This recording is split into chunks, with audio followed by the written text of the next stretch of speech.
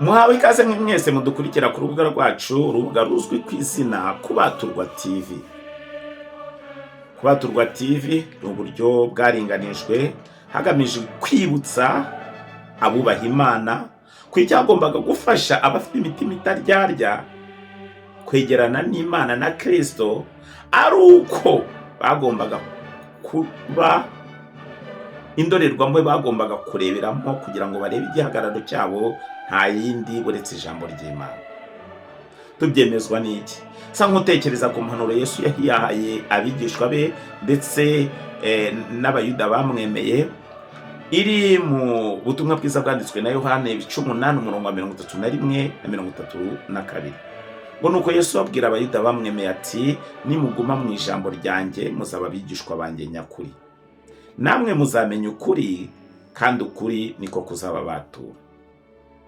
Nanone Uwiteka yigize kubwibutsa ko yagombaga gukora ibishoboka byose, agashyiraho abarobyi ndetse abo barobyi bagombaga gukurikizwaho n'abahigi. Intego yari iki? Yari ukugira ngo bagarurwe, bigishwe kubaha Data wo mu ijuru. Tubyemezwa n'iki? N'amagambo ari mu buhanuzi bwanditswe na Yeremiya, ibice byaho amagambo y'ubuhanuzi ari mu gitabo cya Yeremiya, ibice byaho 16 umurongo wa 16. Dusoma ngo, dore ngiye gutumira abarobyi benshi, niko Uwiteka avuga, nabo bazabaroba. Hanyuma y'ibyo nzatumira abahigi benshi, bazabahiga mu musozi wose no ku gasozi kose no mu masenga yo mu bitare, kuko amaso yanjye ari ku nzira zabo zose, n'izihishe nkazireba, n'ibyaha byabo ntibihishwe imbere yanjye. Uyu munsi rero tugiye gutekereza ku iki? Tugiye gutekereza ku inama yabereye i Nice, aho ni muri Turukiya. Habaye inama rukokoma yahuje umwami w'abami cyangwa se umwami uzwi ku izina Constantino ndetse n'abasenyeri. Hari habaye iki? Abasenyeri bamwe bizeraga ko Yesu Kristo ari Imana, ngo afite akamero nk'ak'Imana. Bahamyaga neza ko kuba afite akamero k'Imana haba harimo ubufatanye kugira ngo Imana ibe yuzuye.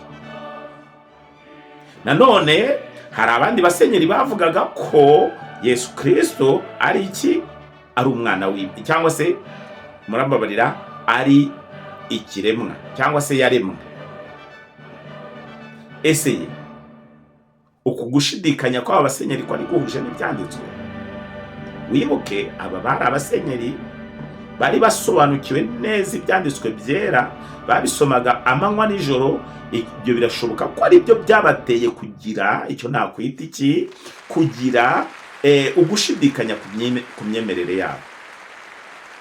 Uyu mwami w'Abaroma uzwi ku izina rya Constantino yatekereje ku bijyaniranye no kubungabunga umutekano kubo yarayoboye.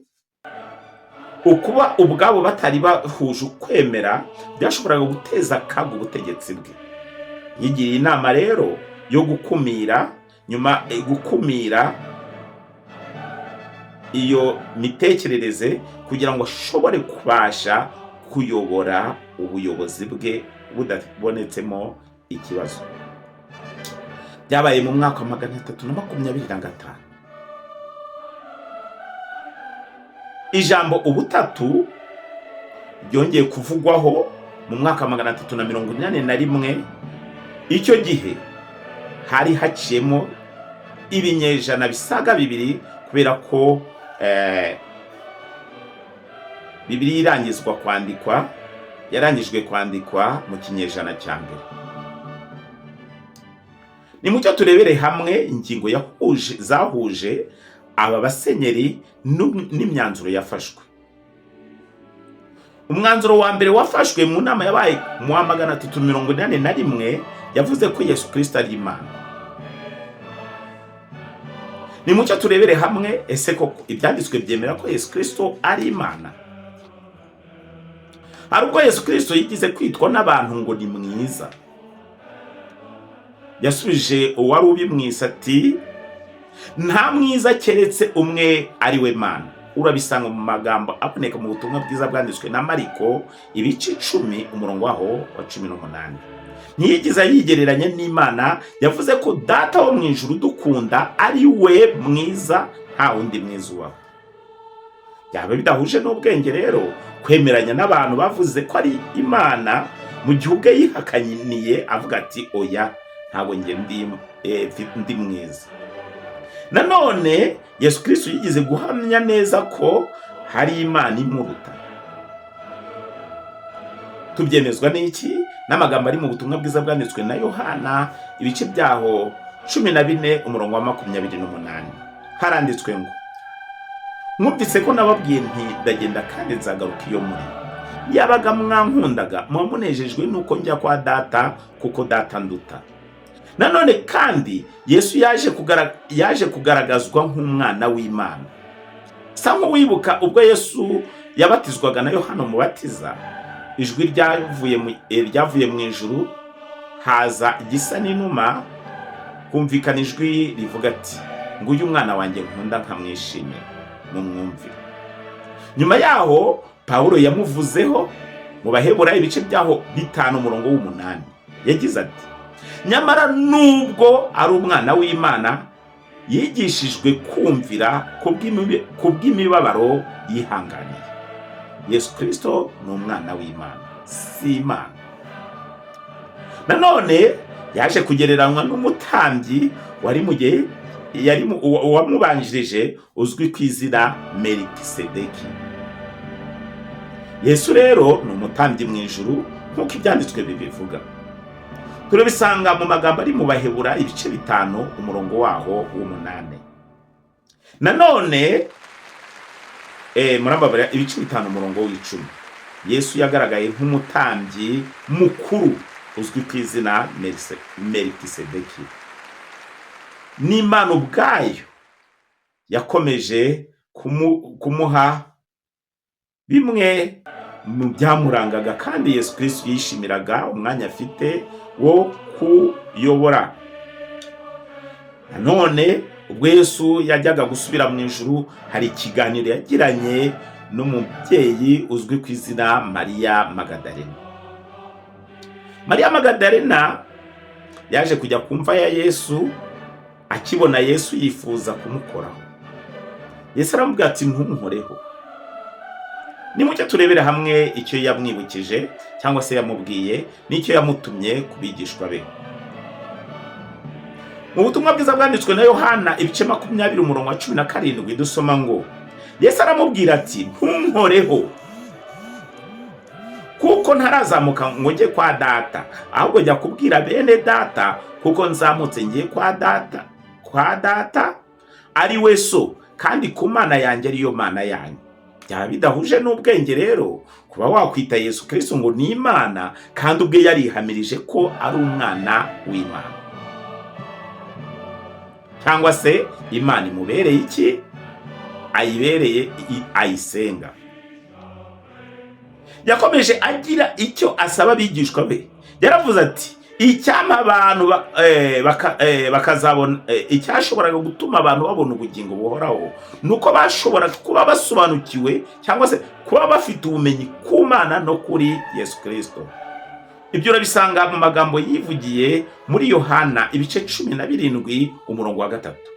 Ngo ubu nibwo bugingo buhoraho, ko bakumenya ko ari wowe Imana y'ukuri yonyine, bakamenya n'uwo watumye ari we Yesu Kristo.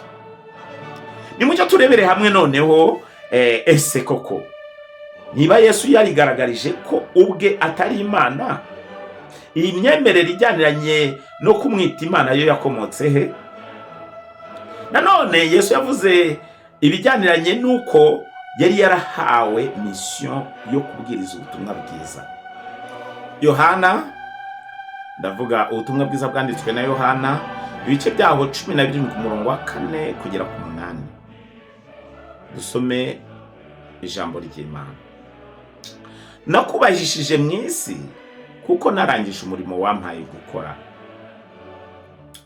Nanone Data, imbere yawe unyubahishe cya cyubahiro nahoranye ndi kumwe nawe isi itararema.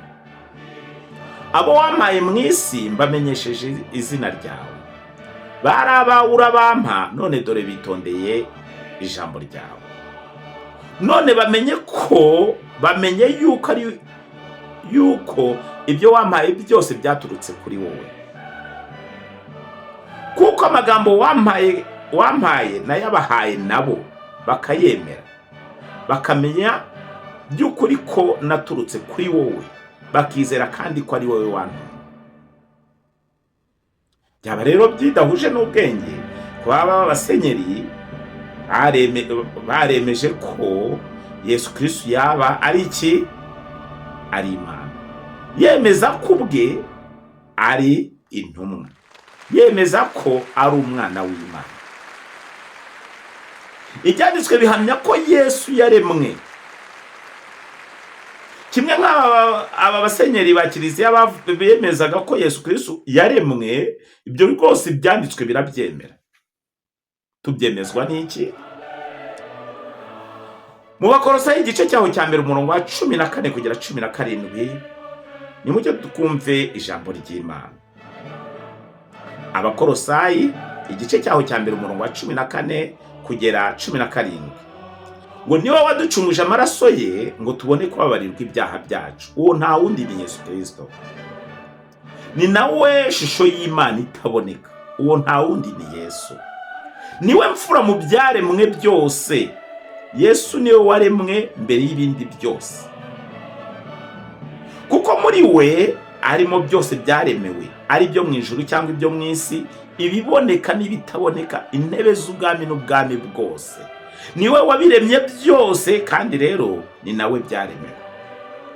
Yabanjirije byose, kandi byose bibeshwaho nawe. Byose bibeshwaho nande? Na Yesu Kristo. Nubwo ibyanditswe bihamya neza ko Yesu Kristo ari umuremye, Yesu bwe yahamije ko se wo mu ijuru ari we wamwerekeye, cyangwa se wagiye umwerekera ibyo yashoboraga gukora. Tubyemezwa n'iki? Nimucyo turebera hamwe ubutumwa bwiza bwanditswe na Yohana ibice byaho 5 umurongo waho wa 19, turasimbuka uwa 30-31. Haranditswe ngo, Yesu arabasubiza ati, nukuri ndababwira yuko ari ntacyo umwana abasha gukora ubwe atabonye se agikora, kuko ibyo se akora byose n'umwana ari byo akora. 20, kuko se akunda umwana we akamwereka ibyo akora byose, ndetse azamwereka n'imirimo irutiye kugira ngo mutangare. Nkuko se azura abapfuye akabaha ubugingo, niko n'umwana aho ubugingo abashaka. Akomeza umurongo wa 30 ugira uti, ntacyo mbasha gukora ubwanjye, ahubwo uko numvise niko nsha amateka, kandi ayo nsha n'ay'ukuri. Kuko ntakurikiza ibyo nkunda ubwanjye, ahubwo nkurikiza ibyo yantumye ikunda. 31, nakwihamya ubwanjye, guhamya kwanjye ni kuba ari ukuri. None ni iki kitwemeza ko umwuka wera atari Imana, cyangwa se atari umuntu, cyangwa atari kimwe mu bice bigize umuntu, ahubwo ari imbaraga z'Imana? Tubyemezwa n'amagambo Yesu yigize kugereranya n'urutoki rw'Imana. Umwuka wera yawugereranyije n'urutoki rw'Imana. Nk'uko umubumbyi akoresha intoki abumba ibihangano, cyangwa se ibihangano bye, niko Imana nayo yagiye ikoresha urutoki rwayo kugira ngo isohoze neza gahunda yayo, yaba ku bantu ndetse no kurema, nk'uko ibyanditswe bivuga. Samwe utekereza ku magambo ari muri Itangira igice cyaho cya mbere umurongo wa 2. Nanone kandi utekereze ku magambo Yesu ubwe yivugiye agereranya urutoki rw'Imana n'umwuka wera. Muri Luka igice cyaho cya 11 umurongo wa 20 dusoma ngo, ariko urutoki rw'Imana niba ari rwo rumpa kwirukana abadayimoni, noneho ubwami bw'Imana buba bubaguye gitumo. Umwanditsi Matayo we yaje kugaragaza neza ko urutoki rw'Imana rwavugwaga aha wari umwuka wera. Tubyemezwa n'iki? Ni amagambo aboneka muri Matayo ibice byaho 12 umurongo wa 28.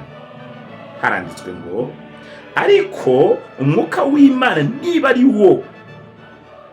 ari we umpa kwirukana abadayimoni, noneho ubwami bw'Imana ubaguye gitumo. Umwuka wera Yesu yasezeranyije intumwa ze yari kusaba nde? Ijambo ry'Imana rivuga ko yagombaga kusaba Data wa twese wo mu ijuru. Tubyemezwa n'iki? N'amagambo aboneka mu butumwa bwiza bwanditswe na Yohana ibice byaho 14 umurongo wa 16. Haranditswe ngo, nanjye nzasaba Data, nawe azabaha undi mufasha wo kubana namwe ibihe byose. Uwo mufasha wagombaga kugira ute? Gusabwa Data wo mu ijuru nuwuhe? N'umwuka wera. Tubyemezwa n'iki? N'amagambo aboneka mu butumwa bwiza bwanditswe na Yohana ibice byaho 15 umurongo wa 26. Haranditswe ngo, umufasha naza, uwo nzaboherereza ava kuri Data, ari we mwuka w'ukuri ukomoka kuri Data, azampamya. Umwuka wera rese bagombaga kwambikwa uvuye mu ijuru. Bari bavuze ko bagombaga kuwutegerereza hehe? Wagombaga gutegererezwa mu mujyi. Wagombaga gutegererezwa mu mujyi. Tubyemezwa n'iki? Mu butumwa bwiza bwanditswe na Luka ibice 24 umurongo wa 49 dusoma ngo, kandi dore ngiye kubohereza ibyo Data yasezeranye, ariko mugume mu murwa kugeza ubwo muzambikwa imbaraga zivuye mu ijuru. Imbaraga zivuye mu ijuru. Ntago bagombaga kwambikwa umuntu uvuye mu ijuru, ahubwo n'imbaraga z'Imana. Haleluya. Dusoze tuvuga iki? Mu mwaka wa 341 igitekerezo kijyaniranye n'ubutatu ntago gihuje n'ukuri. Cyane ko twabonye ko Imana nta kintu wayigereranya nacyo. Nta muntu wakwigereranya n'Imana ngo bishoboke. Tubyemezwa n'iki? N'amagambo aboneka mu Bakorinto ba mbere ibice byaho 8 umurongo wa 6. Haranditswe ngo, ariko kuri twe hariho Imana imwe, ariyo Data wa twese, ikomokaho na byose, ari nayo natwe dukesha byose. Kandi hariho umwami umwe, ari we Yesu Kristo, ubeshaho byose natwe akatubeshaho.